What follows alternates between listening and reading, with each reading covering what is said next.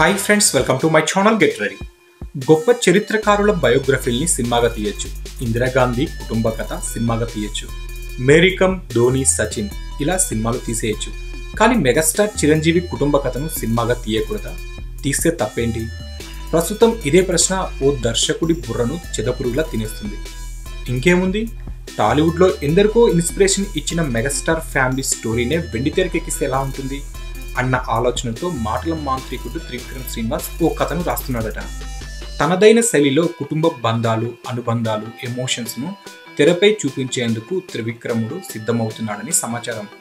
Megastar Chiranjeevi, power star Pawan Kalyan కథానాయకులుగా, త్రివిక్రమ్ దర్శకత్వంలో కళాబంధువు టి సుబ్బిరామిరెడ్డి కాంబినేషన్లో మెగా మల్టీస్టారర్ కథాంశం మెగా ఫ్యామిలీదేనన్నది టాలీవుడ్లో ప్రచారం జోరుగా సాగుతుంది.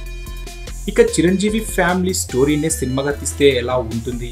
చిరంజీవి, అతడు సోదరులు నాగబాబు, పవన్ కళ్యాణ్, సోదరీమణులు, పేరెంట్స్ ఇలా ఆ ఫ్యామిలీలో బంధాలు, అనుబంధాలు, ఎమోషనల్ జర్నీని తెరపై చూపించాలన్నది త్రివిక్రమ్ ప్లాన్ అని తెలుస్తుంది.